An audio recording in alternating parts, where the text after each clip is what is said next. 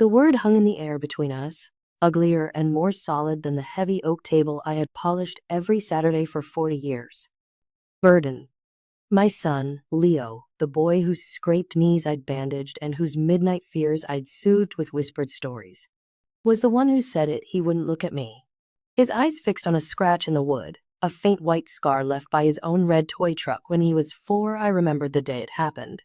The way he'd cried, not because he'd damaged the table, but because he thought I'd be angry I had just kissed the top of his head and told him it was just a table. But now it had a memory now, it seemed. All our memories were just scratches on a surface. He was eager to strip and sell. Comment on which city you're watching from and subscribe to the channel because I guarantee there's more to this story than meets the eye. It's for your own good. Mom, my daughter, Clara, chimed in. Her voice coated in a syrupy concern that didn't reach her eyes. Her eyes were hard, like her father's could be when a supplier tried to short him on an order. This house is just too much for you. The stairs, the yard. We worry it would be a weight off everyone's shoulders if you moved into something more manageable, a weight off their shoulders. She meant at 68 years old. After a lifetime of running a diner with my late husband, Robert, of rising before the sun to bake the bread that paid for their college educations, I had become unmanageable. The leaky faucet I could fix myself. The garden I tended with my own 2 hands. The bills I paid on time every month. None of it mattered in their eyes. I had crossed some invisible threshold from mother to liability. I had become a burden. The silence that followed was thick with everything unsaid. It was the silence of my aching back after a 16-hour shift.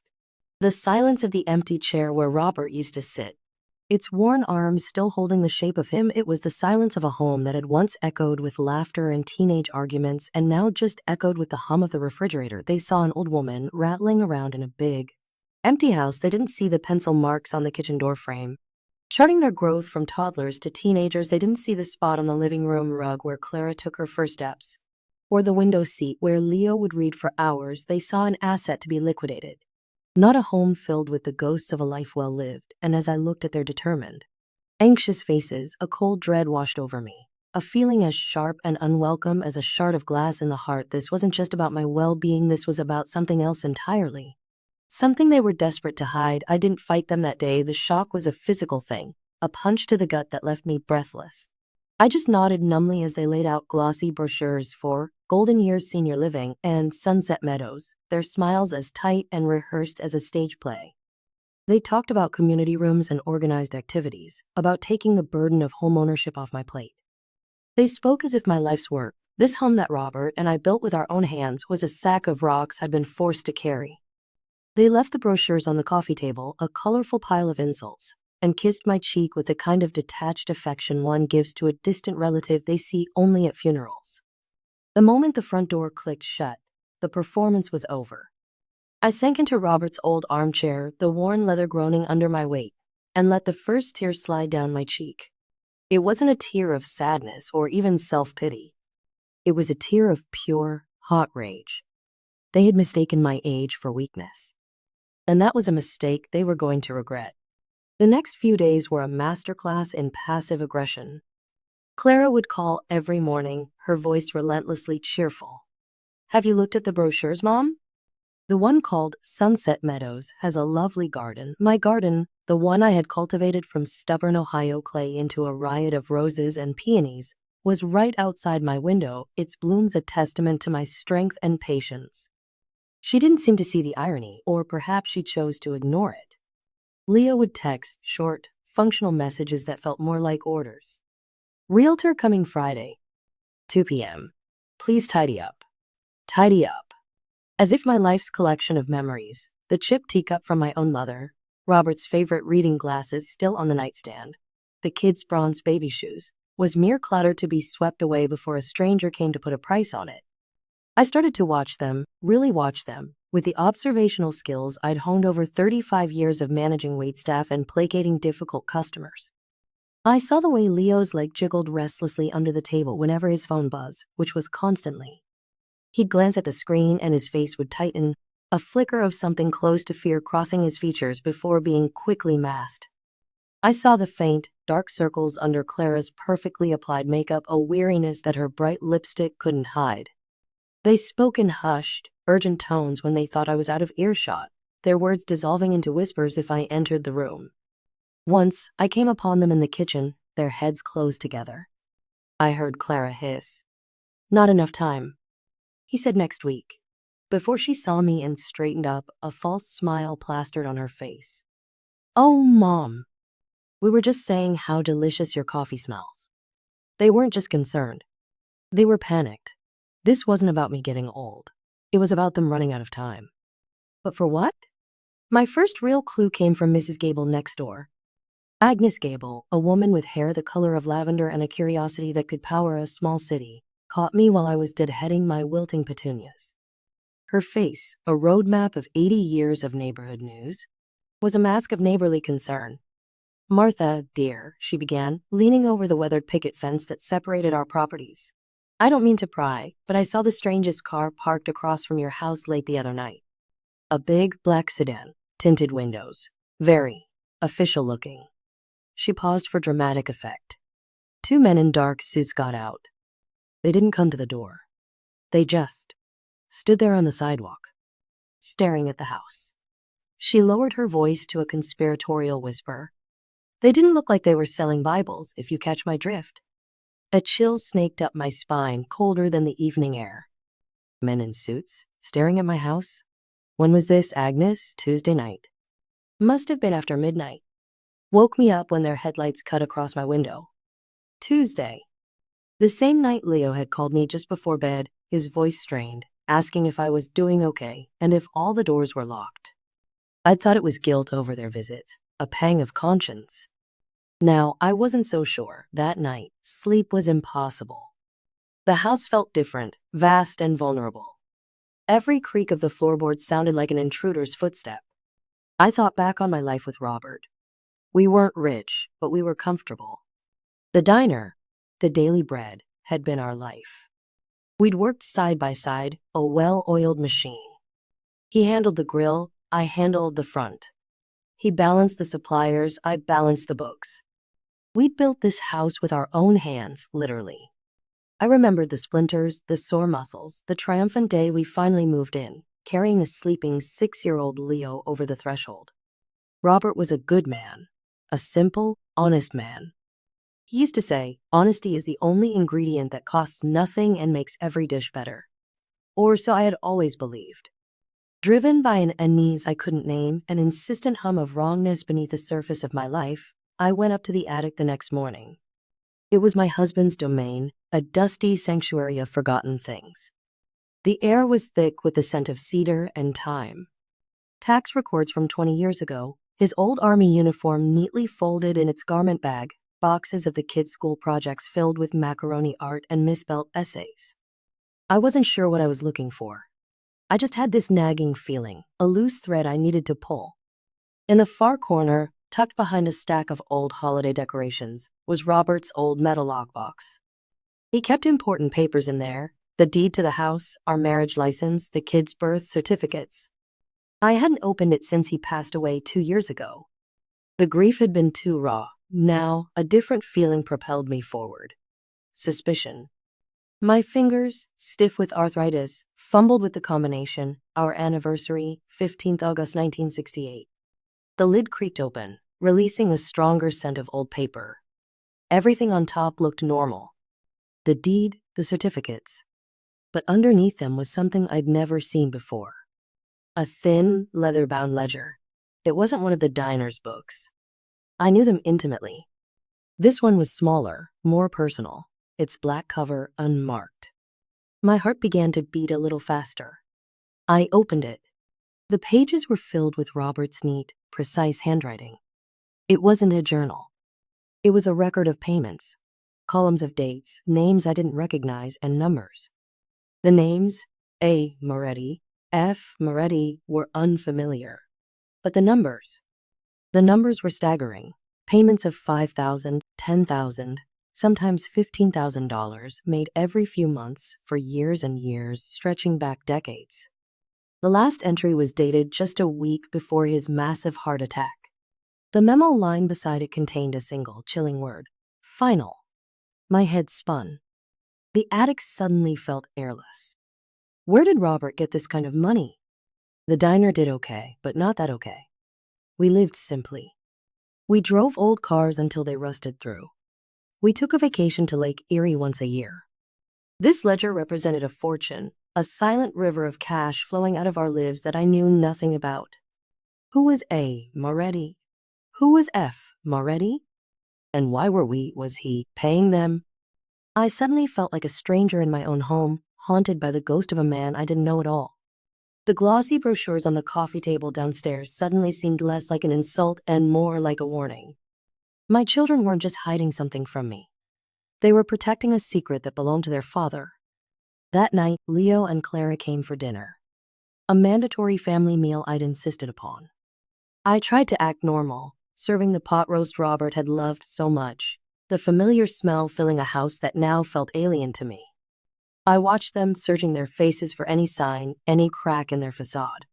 "So, the realtor is coming tomorrow," Clara said, pushing a lone carrot around her plate with her fork. "She's very optimistic. Says the market is hot for a lot this size." Leo didn't say anything. He just shoveled food into his mouth, his gaze still avoiding mine. His phone buzzed on the table, a loud, angry sound in the tense silence. He snatched it up, his thumb flying across the screen. A muscle in his jaw twitched violently. "Leo, put the phone away at the table," I said, my voice sharper than I intended. He flinched as if I'd struck him. "Sorry, Mom, it's work." "Work on a Wednesday night?" I pressed, holding his gaze. "It's important," he snapped, his voice tight with a familiar frustration that I now saw was masking pure, unadulterated fear. I decided to light the fuse. "I was up in the attic today," I said conversationally, though my heart was hammering against my ribs so hard I was sure they could hear it. "Just going through some of your dad's old things." Both of them froze. Leo put his fork down with a soft clink. Clara's cheerful mask slipped just for a second, and in its place was a flicker of raw panic. "Why?" she asked, her voice a little too high, a little too thin. "Just remembering," I said, my eyes locked on theirs, moving from my son to my daughter and back again. "It's amazing what you forget." He kept everything so organized. All his old ledgers and things. I saw it then. The shared, terrified look that passed between them. A silent, frantic communication of shared guilt. They knew about the ledger, and they were terrified that I had found it. The whole meal, the whole conversation was a lie. They weren't trying to sell my house for my own good. They were trying to sell it to pay for whatever secret was hidden in the pages of that little black book. The realtor, a woman named Brenda with a smile as bright and hard as porcelain, arrived promptly at 2 the next day. She walked through my home with a critical eye, her heels clicking on the hardwood floors like a countdown clock. She pointed out things that needed to be updated and neutralized. My hand-stenciled kitchen walls were dated. The cozy, flowered wallpaper in my bedroom was a bit much. She was erasing me room by room with her bland, marketable suggestions. Leo and Clara trailed behind her, nodding in vapid agreement at every word. "Yes, a neutral gray would really open up the space," Clara agreed, standing in the very room where I had nursed her through a fever of 104. They were like strangers, aliens who had taken over the bodies of my children. "The bones of the house are good," Brenda announced, clicking her pen. "And the land. Well, this plot alone is worth a fortune. Developers are snapping up these double lots to put up duplexes." A fortune. The word echoed in the quiet hall, the same word that had sprung to mind when I'd seen the numbers in Robert's ledger. While Brenda was measuring the living room, humming about its potential, I cornered Leo in the kitchen. "Who is your father paying, Leo?" I asked, my voice low and steady, a blade in the quiet of the afternoon. He paled, his eyes darting towards the living room as if he feared the realtor might hear. "Mom, I don't know what you're talking about." "Don't you lie to me," I whispered fiercely, my hand gripping his arm with a strength that surprised us both. "I found the ledger. All those payments to someone named Moretti. Where did that money come from? And where did it go?" He pulled his arm away, his face a mixture of fear and anger. "You shouldn't have been snooping in Dad's things. Just leave it alone. We're handling it. Handling it? By selling my home out from under me? By calling me a burden to my face?" My voice rose, cracking with the betrayal of it all. "This is my house. This is my life. You don't get to handle it behind my back." Clara must have heard us. She appeared in the doorway, her face pale. "Mom, please. You're making a scene." "A scene?" I laughed, a harsh, broken sound that was more of a sob.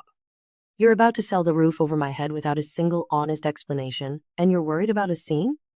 The realtor stood awkwardly in the hall, her professional smile frozen on her face. The tension was so thick I could barely breathe. My children were not just keeping a secret. They were drowning in it. And they were pulling me under with them.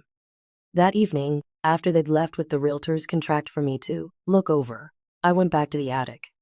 The ledger was where I had left it, a dark accusation on the dusty trunk where I'd been sitting.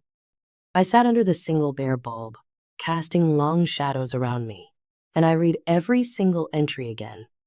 This time, I paid attention not just to the names, but to the dates. The payments had started 45 years ago. I thought back. What happened then? That was the year before we bought the diner. The year Robert had been working for that small construction firm. I suddenly remembered him coming home late, smelling of dirt and exhaustion, but with a strange, manic energy in his eyes. He'd said he was saving up, that he had a plan for us. I thought it was ambition. I had been so proud. As I got to the very last page of the ledger, I saw something I'd missed before. It was a different kind of entry. Not a payment, but a note written in Robert's hand, shakier than his usual confident script. For Martha, in case they ever come looking, my blood ran cold. Who were they? Tucked into a thin sleeve in the back cover of the ledger was a small, sealed envelope. My name was on the front, written in that same unsteady hand. My breath caught in my throat. This was it. This was the secret he had carried to his grave. A final confession with trembling fingers. I broke the seal. The letter inside was short. Just a single page, but every word landed like a physical blow, knocking the air from my lungs and shattering the very foundation of my world. Robert, my quiet, steady, honest Robert, was not the man I had married. The diner, our dream, had been built on a lie before he met me. He'd had a business partner in that construction company, a man named Frank Moretti. They had been like brothers, according to the letter. Robert had discovered a way to defraud a client, a loophole that would yield a massive sum.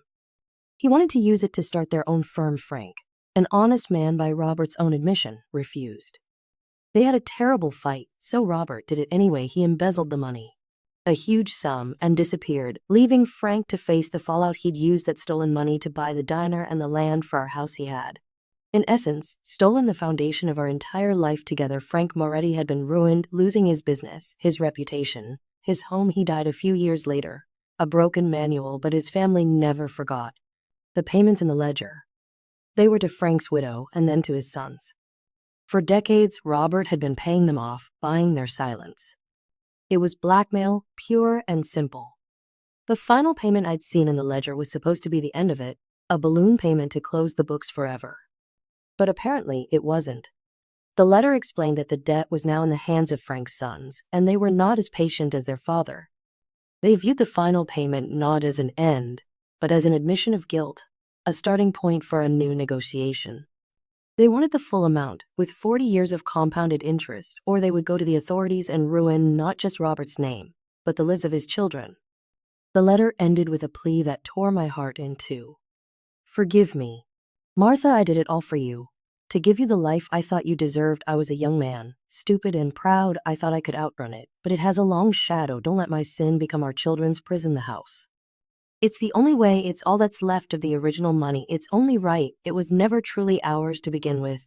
I dropped the letter as if it had burned my hands. The floor of the attic seemed to tilt beneath me. Every memory I cherished was now tainted, coated in the grime of this terrible secret. Our first Christmas in this house, Robert lifting a tiny Clara to put the star on the tree, the summer afternoons spent on the porch swing, the struggles, the triumphs. All built on stolen money. Robert hadn't been an honest manual. He had been a thief, and he had left his children to pay the price. Suddenly, everything made a sickening kind of sense. Leo's constant, panic texting. He was negotiating with them. The dark circles under Clara's eyes. Sleepless nights spent worrying. The men in the black sedan, the Moretti brothers, coming to look at the asset they were about to claim. My children hadn't called me a burden because they thought I was old and frail. They'd called me a burden because the truth was too heavy for them to carry alone. And they thought lying to me, hurting me, was easier than telling me that their sainted father was a criminal. Their cruelty was a desperate, clumsy shield, Meant to protect me from the truth that was crushing them, it was a misguided act of love, twisted by fear into something ugly and sharp. I didn't cry. I was beyond tears. A cold, clear calm settled over me. The kind that comes after the storm has passed and all you can see is the devastation. I walked downstairs. The letter in my hand, I placed the real estate contract on the dining room table, next to the glossy brochures for Sunset Meadows. Then I picked up the phone and called my son. Leo, I said, my voice as steady as steel. You and your sister need to come over right now. We have to talk. There was a pause on the other end, a moment of dead air, and then he simply said, we're on our way. He knew that I knew. The time for lies was over. Subscribe now, you won't believe the twist that's coming. They arrived 20 minutes later, their faces etched with a dread so profound they looked years older than they had that morning. They looked like children again, about to be scolded for breaking a window. I was sitting at the head of the dining room table, the table Robert had bought, in the house he had stolen. The letter and the ledger were placed neatly in front of me. I didn't say a word. I just pointed to the two empty chairs across from me. They sat down, the silence stretching between us, taut and fragile. Clara was the first to break, her composure finally crumbling into 1,000 pieces. Mom, we were going to tell you, she whispered, tears welling in her eyes and tracing paths through her makeup. We didn't know how. How do you tell someone that their whole life? That Dad. She couldn't finish the sentence, choking on a sob. Leo stared at the letter on the table, his expression grim. They found us a month after Dad died, he said, his voice flat and tired, the voice of a man who had already lost the fight. The Moretti's sons. They had copies of everything, bank records, letters between their father and Dad. They said the deal their father had with Dad died with him. They wanted it all back.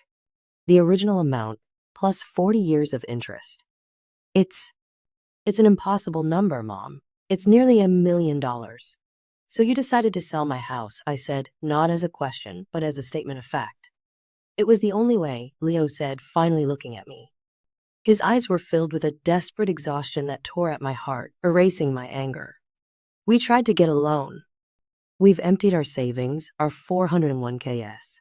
But it's not enough. They gave us a deadline. They said if we didn't have the money, they'd make our lives very difficult. One of them. He followed Clara home from work one day. They sent me a picture of Lily at the playground, Mom. My blood ran cold. This was more than just a financial threat. My granddaughter. My children had been carrying this terror alone, trying to protect me from the fallout of a bomb that had detonated 45 years ago. Why didn't you just tell me? I asked, my voice softer now, aching with their fear. Why the charade? The lies? Calling me a burden? Clara sobbed openly now, her head in her hands. Because we didn't want to destroy him for you, she said, her voice choked. Dad was your world. He was our hero. We thought, if we could just handle it, you would never have to know. You could keep your perfect memories. We thought hurting you by saying you couldn't manage the house was better than destroying your entire past. It was stupid. It was cruel. I'm so sorry, Mom.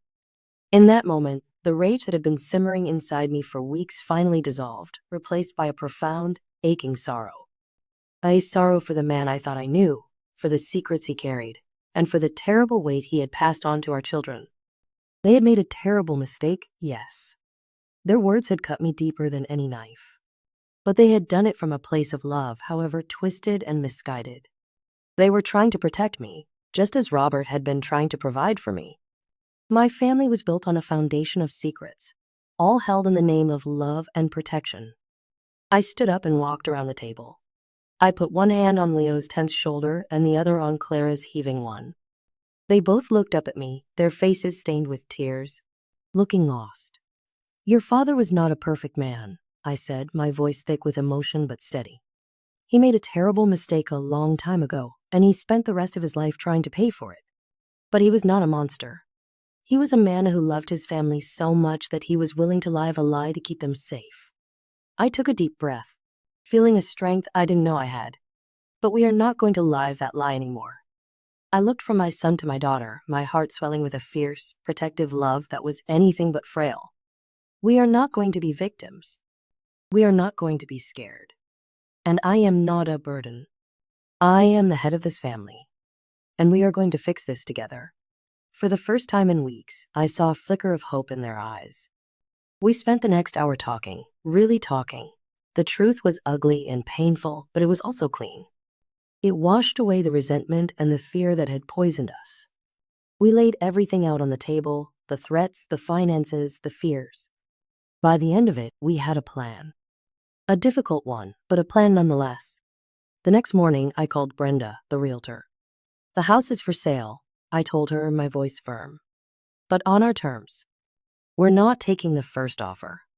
We will take the best one. And I'm not moving into Sunset Meadows. I'll find a small apartment nearby. On my own. Then I made another call. To a lawyer. A good one. A shark my husband had once pointed out in the paper with grudging respect.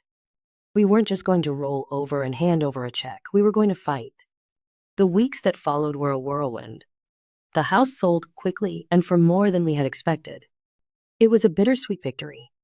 Saying goodbye to the home where I had raised my children, where I had loved my husband, was one of the hardest things I've ever had to do. The day I packed the last box, I stood in the empty living room, the afternoon sun slanting through the bare windows, tracing patterns on the floor where our furniture used to be. The ghosts were quiet now. It was no longer a house of secrets. It was just a house. My home, I realized, was not made of wood and nails. It was with my children, wherever we ended up. With our lawyer's help, we didn't just pay them our eddies. We exposed the predatory nature of their threats, turning a blackmail situation into a legally binding settlement. It was a huge sum, enough to wipe out most of the proceeds from the sale of the house. But it was done. The threat was gone. We paid Robert's debt.